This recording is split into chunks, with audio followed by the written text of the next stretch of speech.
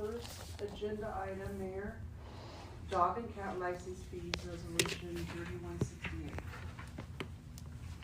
Yes, so this is a draft resolution to bring forward to the council. It is to set the fees for dog and cat licenses and to set fees for unlicensed animals in the city of Glendive. So we're saying that the city council sets the license fees for cats and dogs at $20 a year for a neutered or spayed cat or dog, and $50 per year for an unneutered or unspayed cat or dog. If the license is purchased before March 31st of each year, the cost shall be half, or $10 for spayed and neutered cats and dogs, and $25 for unneutered and unspayed cats and dogs. If an unlicensed cat or dog is picked up in the city limits by animal control or by a police officer, there will be a fine for each occurrence. So when we discussed this at our last meeting, it was brought forward that if the animal has a license, then we know how to get a hold of the owner. And so this could prevent the animals being taken to the pound. And I guess my question for number 3 on the resolution would be, if they're picked up and there's a $50 fine, I guess my question would be then, do we give them a license? If they pay the $50 fine, then does the dog get licensed, or do we just continue to fine them? Because it sounds like there's a lot of people who are kind of frequent flyers on this, and that we have a lot of times that I guess it's the same dogs that get picked up. So I'm asking for input, I guess, before I finalize it. I remember when we had talked about this before, and we also, in the discussion, we talked about if the first fee was $50 and then the fine would go up if they're free. Yeah. Mm-hmm.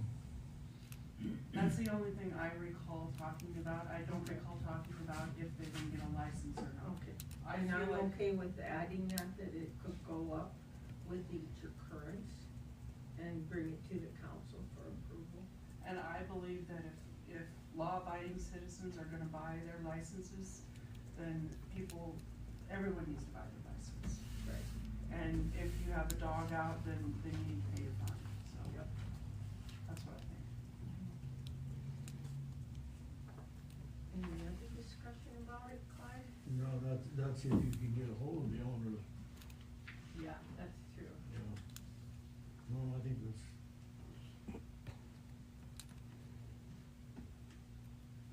And how much should it go up, and by increments of what, or 3, or, 3 times, or is it more, is it occurring more frequent than that? Would the police department have a suggestion? I could ask them. Okay.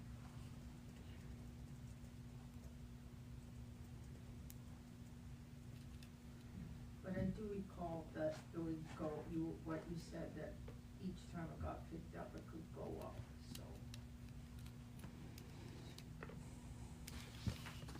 And then this is gonna be at the next council meeting? Yes. Which November is 4th. November 4th, yeah. and we'll be voting on that because it doesn't need to be read, it's just we vote on it. Right. Okay. Well, I'll have to read it, then we'll vote on it. Okay. It'll be a roll call vote. If they use the resolution.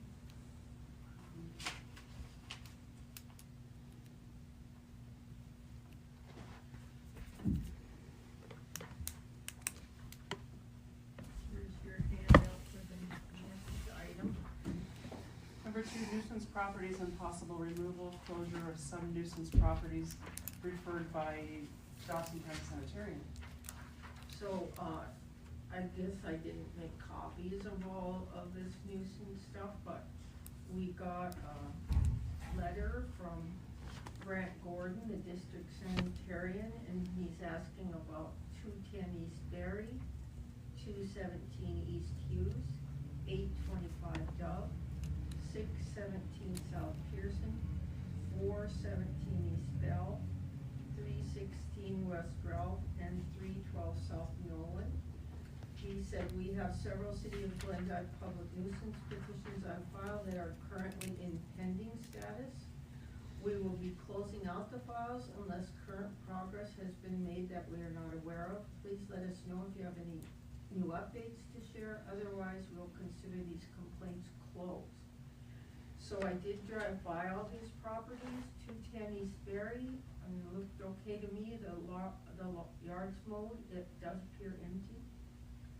217 East Hughes is in very poor condition, there's a lot of firewood and other wood, and in the front yard, there's a lot of weeds, it could be abandoned, I couldn't really tell. 825 Dove Street was much better than the last time we checked it. There are still windows stacked by the house, stuff in the driveway, but the yard is mowed. And the trailer full of scrapping material was gone when I went by. 617 South Pearson, that property does look abandoned. It appears that someone is picking up the yard. And then 417 East Bell, the yard looks okay, but the house looks the same. It is probably abandoned. 316 Ralph has a partial roof replaced and has some of the siding removed, and the yard is being kept up. Then 312 South Nolan does appear occupied. The yard looks okay. I think the issue with this was that some stuff was running off the roof of the garage and going onto the property next door, but I couldn't really tell because we haven't had a lot of rain, so, anyway, I'll just pass these around if you guys wanna take a look at them, or if you have comments, or if you think any of these should be removed or continued. I guess I should have taken some pictures, but I didn't think about that. It sounds like, 217 East Hughes is the one that has the most issue. Well, that was the worst looking property that I looked at.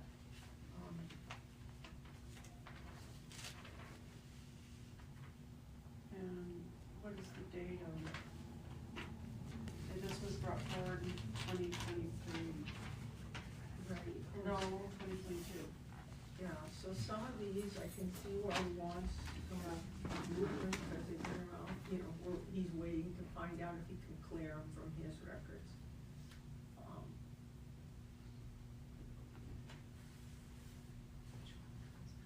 It looks to me like the only two that should be kept open is 217 Hughes and 316 Ralph, right? Are we still keeping Ralph open? A little bit? I think that we are. I know that he's asked to put some storage containers there. I didn't see any there. He's not doing that now. He's gonna leave them out at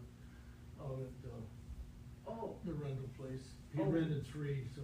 Oh, okay, I didn't know that. And he's not putting them at Ralph, and there's no place for him to put them there. We should've looked at that before we even voted on that, but he's not gonna be putting them there now. Yeah, I drove well- by and looked at that last night, and there ain't no place he can stick. No. No, because of all the setback rules and Yeah. things for those, yeah. And while it doesn't look like he's working on it, but, you know, like some of these places, they said, well, you can smell mold when you get near the house. Well, I mean, I stopped, but I rolled my window down. I don't know, they look, and they don't look great, but I don't know what our standard is, I guess. I mean, I realize that these people have complained, but their complaints that they're complaining about, like that the weeds were really high and there were skunks and snakes and things like that. The yard looked okay in all the properties except 217 Hughes. that had quite a lot of weeds and, it didn't appear that it had been recently mowed, but. Leave it on and. And maybe leave, well, I think Ralph, they're preparing to move out of his other place, cause Right. they're trying to sell it, so. Well, so I guess we should just keep an eye on it, So then, I know that 825 Dove has, I believe, gotten a letter from the lawyer as well as, a third notice, from the ordinance committee.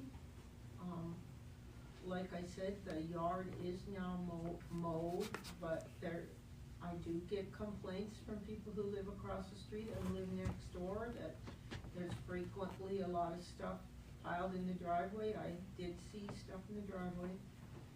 And that the trailer full of scrapping material just gets moved around in Dove Edition, and they don't feel that you should be running a scrapping business out of a residential neighborhood.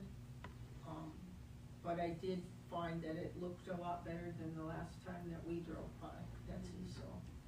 I mean, they're making improvements, so I kinda feel like if someone's making an effort, that we should give them a chance to get it cleaned up. But I don't know if any of these should technically be removed at this point.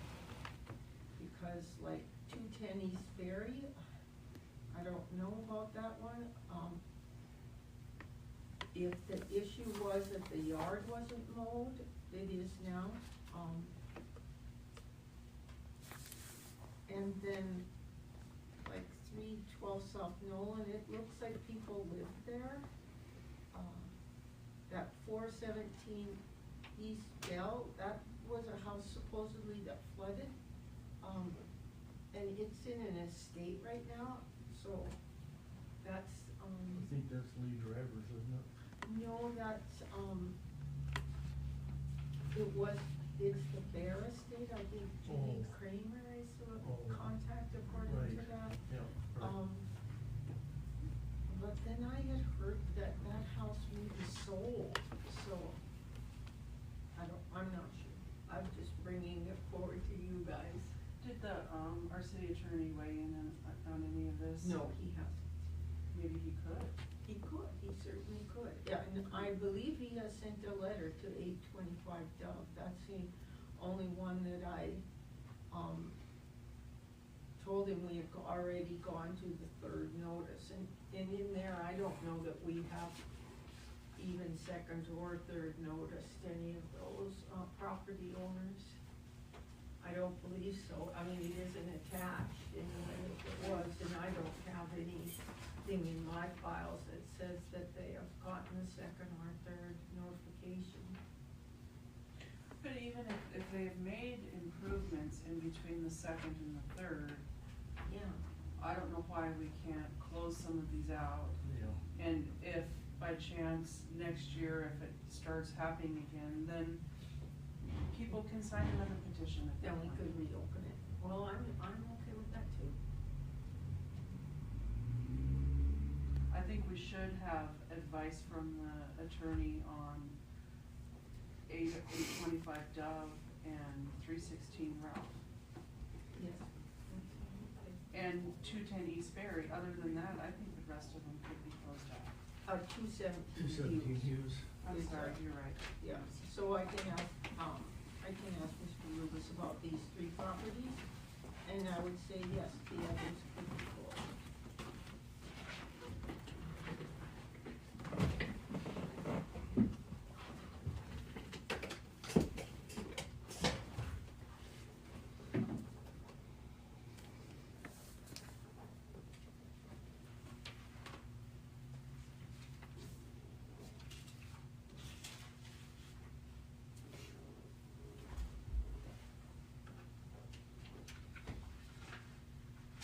Okay, anything else on that subject? Okay, number 3, trailers need to be moved by the end of the month, city ordinance 6-2-6H. And there is it it reads, no person shall stand or park any wheel trailer of any size on city-owned streets or boulevard from November first to April first. Do you think we need to put something in the newspaper, or should we just have it put out on Facebook and, I'd do both. okay. Mm-hmm. And I think in the past, even as the patrol, the patrolmen have been going around, they can advise people, especially afterwards, even afterwards, I think that they would try to contact people and give them a chance to move the trailers. They could put it on the radio as well, too, Oh, yeah, cause that would be a public service. it would.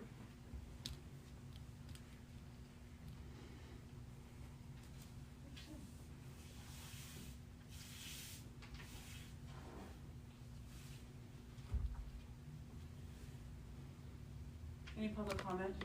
Carrie? I signed up. I don't know if you have the sheet. You didn't get it? I didn't grab it, but go Oh, ahead. okay. Mine is on the trailers, things that I'm requesting that we, change the ordinance. That, we change it to 72 hours, cause I was reading it and it says consecutive of 5 days. But we have numerous people in this community that leave their trailers, RVs, and all that parked on the streets all summer long.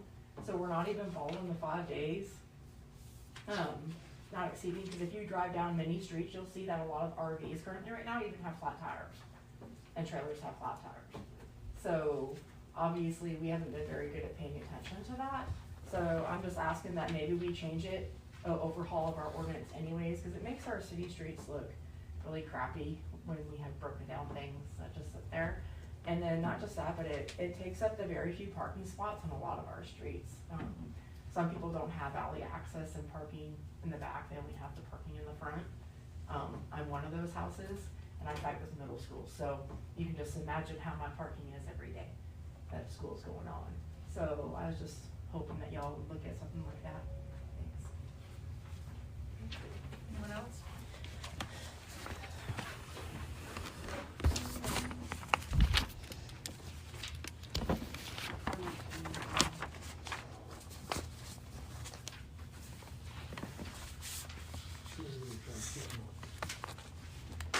All right, we'll go for the personnel. Item number 1, change water department clerk to 4 10-hour shifts to match the rest of the public works.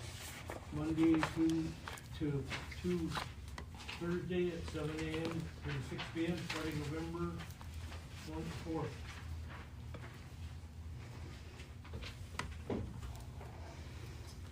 I've caught a lot of heat over the 410s From the public works guy, from the public. yeah. Well, what are they saying, Clyde? I'm just curious because, I've only had one person complain to me about it. And when I explained to him that it's still 40 hours a week, and that the way that we have it set up now with their lunch time, that we're actually getting more time out of them. Yeah. And so, I mean, I'm not sure, I know that, I will say, and that I was gonna bring this forward, because I did get an email from Rhett. I think maybe you guys did too, just the committee got it. But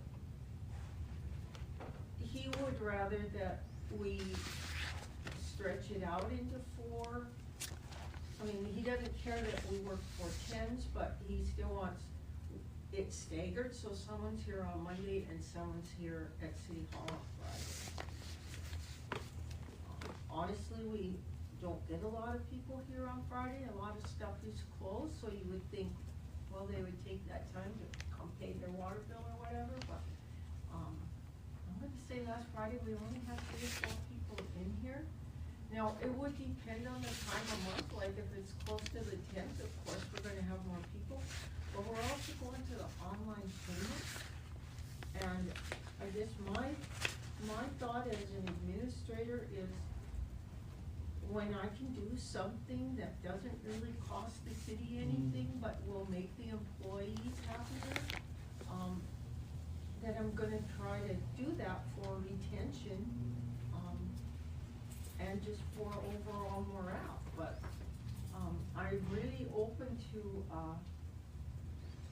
your input, because number 2 is to change, Jessica and Darcy, who are the other workers at City Hall, to 4 10-hour shifts. So I think, they don't work for Public Works, but the Water Department clerk does, so that's the only real difference. The concern that I've heard, and this is just, for the Public Works, guys out doing the garbage and will be doing the snow removal, is, people have mentioned that they feel like there should be someone working Friday, or, you know, it shouldn't just be everyone's off.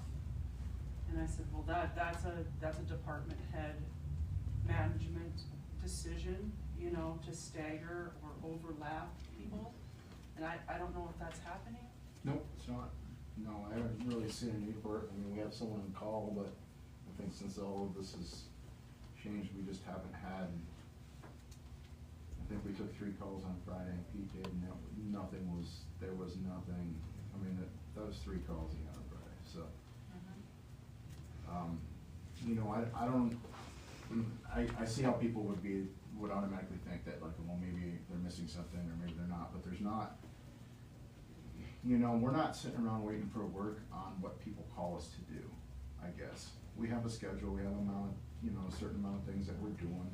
We're planned out through our day. We gotta complete this, we gotta do that, we gotta get this done.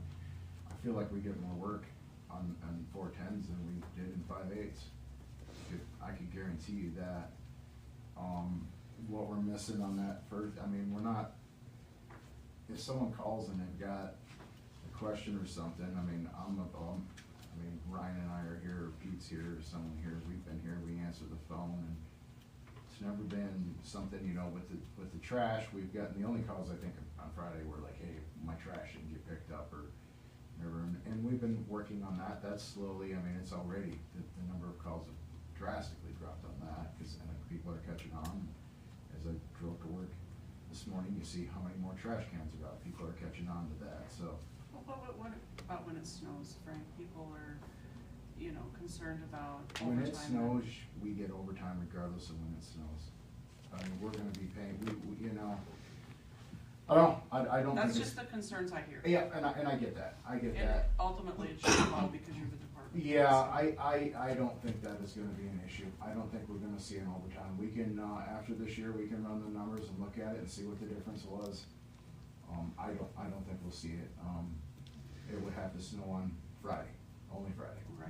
You know, and they've got 10 hours to do more snow removal. I mean, seems like snow removal always takes more than 8 hours anyway, so they're always starting off early, and after 8 hours, they're going home, someone else is taking on. You got overtime anytime it snows. Now you're not gonna have as much overtime Monday through Thursday for snows. I think that's gonna make up for that Friday snow event, unless all it does is snow every Friday this winter. I mean, I'm game for Honestly, that. I just don't see it. I see that 4 days will offset that 1 day. And I really do. I mean, you've got those 4 days that will definitely offset. I mean, when we do a route, we run that route and they go home, right? If it's an off day, and that's what they'll do. And then that next day when we're picking up and cleaning up, they got 10 hours to do it instead of 8. It'll take 1 day instead of 2. I really think those 4 days will offset the 1 day. And you know- Jessica and Darcy, if you're here alone on Friday, or Monday, That was my main request, is that we could also be on the same schedule to prevent somebody being here. Both Darcy and I have had situations where we were the only one here and we had to text the other person and call the cops down here for a situation. Yes, it's not a very common thing, but to not be put in that position, to whatever is agreed on, so we can match everybody else's schedule. And the other thing, excuse me, I'd like to add is, we will be open to the public from 7 to 6. It's not like we would come in at 7 and keep the doors locked until 8. We'd be open from 7 to 6. So we have had people try to pay the water bills at 7:30, 7:45, so I don't know if that's, maybe hasn't gotten out there, but like I said, we're not gonna be closed from 7 to 8 and closed at 5 and just work out, just like we'll be open that whole time. And when are the online payments gonna take effect? We're gonna start a little trial run on October 30th. I'm not making the regular public is not gonna be able to start that, and we're gonna see how that goes. Okay. But I'm kind of in agreement with, Darcy and Jessica, because remember, there's 4 of us who work down here, that's counting me. And I'm supposed to be part-time, but, so if we staggered it to stay open, that would leave 1 person on a Monday and Friday pretty much, because you think about people's vacation, doctor appointments, you gotta take your kid to the doctor, or what if somebody calls in sick? Well, then we're down to, 1 person or nobody, or just me. Well, I don't think anybody wants to come to City Hall and just have me here, where, I'm probably not gonna be able to take your payment, so to speak, so. I say there's just 3 women who work here because I'm just part-time. Although I haven't been part-time yet, I'm looking forward to that moment when it happens, so. And I think we also have to remember that Public Works already has the schedule, and for other employees to be asking for it, and then us say no, I just don't, and it's at no additional cost to the city, and it's giving a perk to our employees. So I feel like at this point, I think we need to do stuff for our employees to keep them, and it won't cost the city anything. Try it out anyway. Try it out. And with online payments and our drop boxes, the only thing I was thinking, is there any way that a Friday could be a day that someone's trying to come in and pay their water bill for the water not to be shut off? A simple phone call will solve that problem, and those people, they call, if we're in that, and we're not doing shut-offs on a Friday. Right. Because there's no one here to Yeah, do there's, it all, 'cause it's. and my guys aren't doing shut-offs on Friday anyway, because they're not working. And our big deal with shut-offs is communication. We don't have late fees, we probably should, it's a whole nother subject. I won't, but I am not, the Grinch per se. If someone gets to the point where they're shut off, Deirdre's had conversations with them, or she's gone for 6 months and they won't talk, they won't answer a phone call, then we get in that situation, but usually a shut off is a dire, we have a reason. Okay. So it would not be on us being closed? Yeah, I'm not, that'll never happen. I'll have that conversation with them on a Monday, I'm not gonna. Cause there's no one here on Friday to do it, that's the other thing about Deidre, like, say someone calls and they've got a problem, well, she's here right now on Friday, but no other public works are working. So, she has to schedule And it. we just don't get a lot of those calls, We that problem, don't. it's not, so rare. we're not I guess, I don't wanna say we're not a customer-based operation, because we do, people call and they have well, I got low water pressure, I got this, and we send someone off to look at that, we do operate like that, oh, my can is broken, or something like that, but we're not, our main base at work is not waiting for the phone to ring for someone with a problem. We have parks, streets, water valves, we have that maintenance stuff that we do. And with that 410s, we get a lot more work. We're not, I don't know, I won't go into the details of it, but it's definitely a better setup. The guys are union. I feel like the productivity has increased. You're definitely gonna gain it. What's that? You're definitely gonna gain productivity, cause you take like an 8-hour shift, okay, it takes you an hour in the morning Yep. to get your ducks in a row. That's and exactly, I everything didn't else. wanna go into that full description, but you're absolutely Yeah. right. and then they got their break. So before, they had their break in the morning, right? So they would, wherever they were at, they'd stop 15 minutes early and drive back to the shop with whatever equipment and all this, and then they'd be there for a half an hour, and then another 15 minutes, so you're burning an hour every day right there. So you wasted 2 hours out of your 8 hours. Yes, thank you. So then, you know, we were getting less than 6 hours of work out of them on an 8-hour day, okay? We moved that to 10 hours a day with one break, with one lunch, consolidated everything. That was the deal that worked out. It worked out with the union, they were happy to do it. Now the productivity has definitely gone up. Cause a half an hour before quitting time, everybody, Yep. myself included,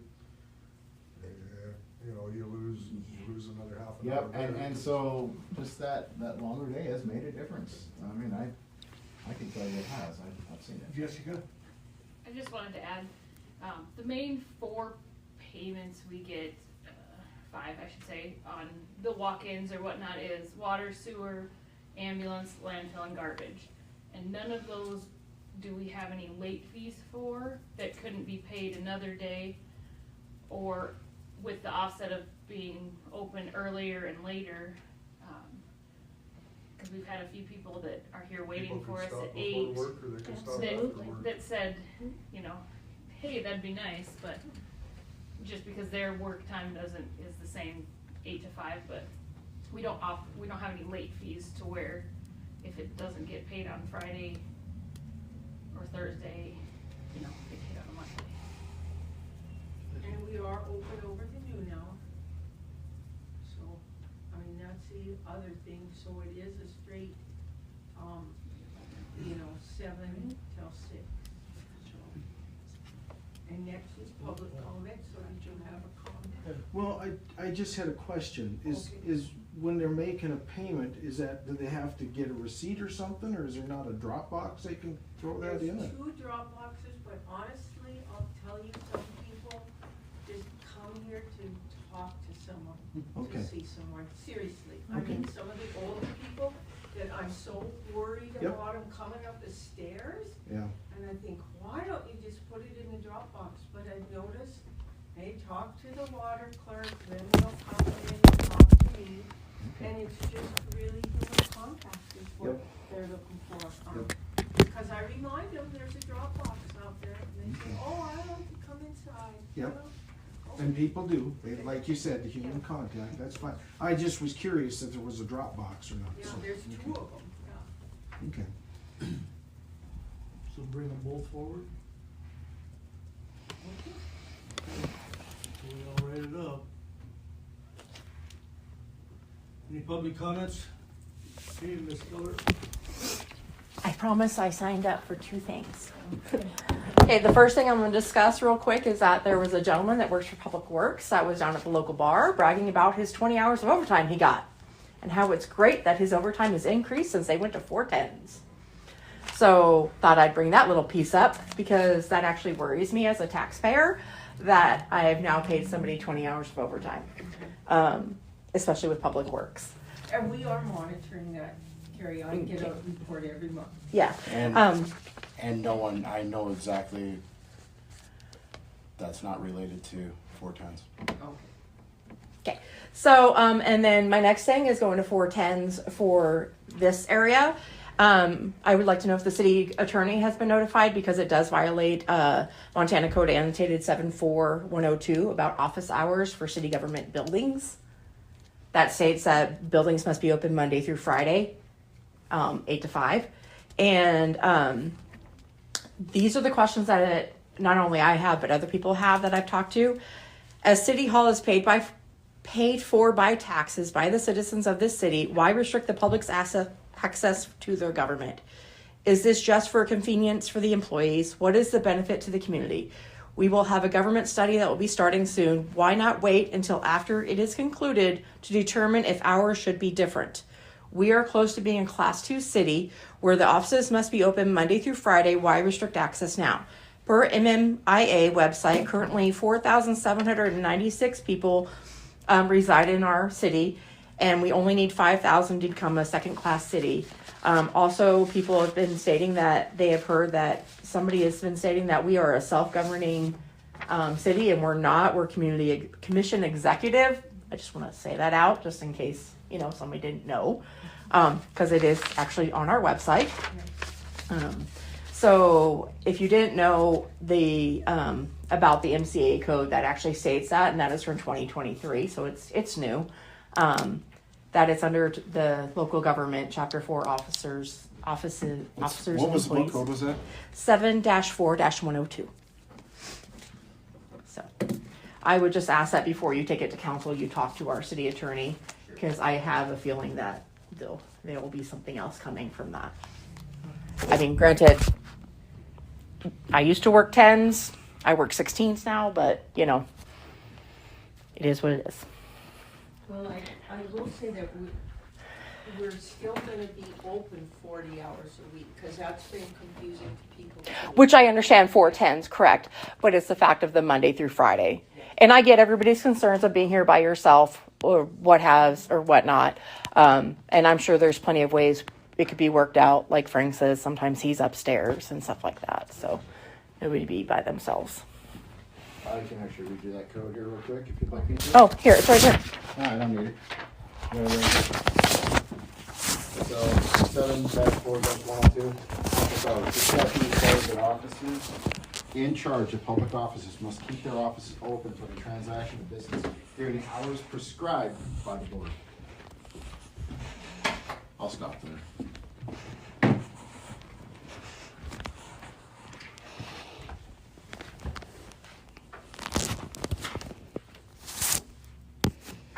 Okay, so it is determined by the governing body by resolution. So we would just have to have a resolution. It sounds like we would, but, just to be on the safe side, I will run it by Mr. Rubus, and we will determine that, so. Because obviously it would change once we change if the next census comes up and we're 5,000 people, which we're not far from. We're only 200 and something. Any other comment?